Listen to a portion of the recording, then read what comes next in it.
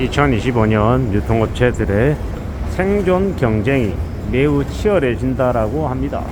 2025년부터 이제 그들은 새로운 수익 모델을 찾아야 하고요.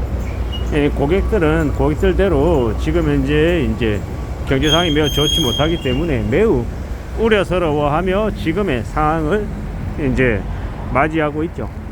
결국은 이 감당 못할 빚을 진 사람들이 제일 이제 소비에 이제 신경을 쓰기가 어려운 거고요. 그러한 상황들이 너무 많이 벌어지고 있다 보니 이제 유통업체들은 유통업체들대로 고민이 근심이 이제 깊어지는 거죠. 안 그래도 2024년 12월에 이 계엄령 사태 탄핵 정국 때문에 이제 연말 매출이 실종이 되어 버렸죠. 그리고 2025년 1월 말이 설날이라 설날 명절 특수가 있어야 되는데 지금은 그런 것들이 전혀 보이지 않죠. 오죽하면 이 정부에서 설날 연휴 기간을 늘리기 위해서 이제 설날 명절이 시작되는 이제 날과 이제 진짜 설날 중간에 있는 평일을 임시 공휴일로 지정한다라는 이야기까지 나올 정도입니다. 그렇게라도 해서 소비를 좀 진작시키기 위해서 정부에서는 안간힘을 쓰고 있는데 실제로 보통 사람들, 이 서민들의 실제 이 체감 경기는 너무 안 좋아서 소비를 엄두도 못 낸다라고 보면 맞겠습니다. 기존에는 그래도 명절 때 아주 작은 만원짜리 2만원짜리라도 선물 세트를 주고받는 분위기가 조금은 있었죠. 근데 이제 지금은요 아예 그런 것들을 기대하기가 어려운 것 같습니다.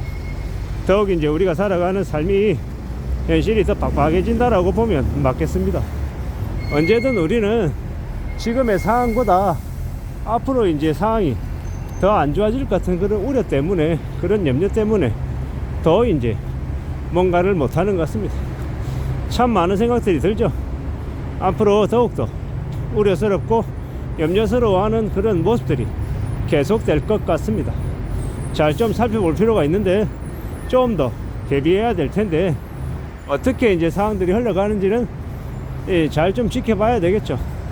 결국은 우리가 살아가는 지금의 이 현실이 금방 개선이 되거나 좋아질 일은 없다라는 거, 앞으로 우리가 살아가는 이 현실들이 되게 더 힘들어질 게 분명하다라는 겁니다. 지금의 이 감당 못할 이 정치적인 혼란을 틈타서 기업들은 물가를 마구 올리고 있습니다. 공산품은 10%, 20%, 이 야채나 채소 같은 것들은 뭐 천정부지로 올라가고 있죠. 무 가격이 70%가 넘었다라는 뉴스도 본 것 같습니다. 이토록 상황이 되게 안 좋은 게 지금의 모습인 것 같습니다. 결국 우리가 어떻게 살아야 될지, 어떻게 지금의 이 힘든 현실을 견디며 지낼지가 제일 걱정이고 고민인 것 같습니다. 유통업체들 또한 마찬가지죠. 우리가 잘 알고 있다시피 2024년 7월에는 팀멤버 사태로 UF와 팀의 팀원이 사라졌고, 그 다음엔요 2025년 초였나요? 이 신세계 정영진이 G마켓을 알리에 팔아먹은 일도 있고, 또 저기 마켓컬리나 아니면 11번가 그다지 지금 이 존재감을 드러내지 못하고 있는 상황이고, 이커머스에서는 쿠팡과 네이버의 뭐 양강 독주가 이미 시작됐다라는 말이 계속 나오고 있고, 이 백화점은 더더욱 상황이 안 좋고요. 백화점은 정말 잘 되는 이 초대형 메가 점포를 제외한 나머지는 이 적자를 보고 있어서 되게 힘겨워하고 있고, 대형마트는 이제 트레이더스, 이마트의 트레이더스 정도만 그래도 사람들이 몰려들고, 그냥 스탠다드한 매장인 이마트나 홈플러스나 롯데는 사람들이 그냥 존재 자체를 잃어버릴 정도로 되게 암울하고요. 이 외국계 코스트코만 사람들이 바글바글합니다. 이제 그런 형태로 이제 점점 바뀌어가는 거죠. 어떤 식으로든 사람들이 소비를 이제 정말 아껴서 가격 다 따져보고 이 품질 확인하고 최종 결정은 가격이 얼마나 싸냐를 보고 결정하는 형태로 이미 바뀌어 버렸죠. 이러한 시대에 우리가 살아가고 있어서 2025년에는요 어떻게 생각하고 지내야 됩니까? 오직 생존 소비, 생존을 위한 최소한의 소비 말고는 없다라는 겁니다. 생존을 위한 최소한의 소비 말고는 없다라고 이야기하는 상황이 지금이다라는 걸 우리는 잘 좀 생각해 볼 필요가 있는 것 같습니다. 더더욱더 우려하고 더더욱더 염려하며 사는 모습들이 기본값이 되어가는 거죠. 소비를 최소로 하는 게 이제 당연한 모습이 된 것 같습니다. 저도 소비를 이제 눈에 띄게 이제 줄이고 있으니까요. 도시락적으로 변신해서 지낸 지는 이제 3년째 술 안 하고 담배 안 피고, 그리고 커피도 최근에는 저가 커피숍에서 1,500원짜리 2,000원짜리 하는 커피숍을 가본 적도 이제 안 가본 지 이제 한 달이 다 돼 가는 것 같습니다. 그럼 그렇다고 해서 저에게 되게 불편함이 있냐? 불편하지 않습니다. 그냥 평범하게 지냅니다. 그게 지금의 상황이더라는 겁니다. 이렇게 살아도 괜찮다라는 게 이제 서서히 저에게도 이제 적응이 되는 거죠. 꼭 뭐 스타벅스 가야 되고 커피빈 가야 되냐? 그렇지 않다라는 겁니다. 그렇게 이제 살아가며 우리는 또 익숙해지는 것 같습니다.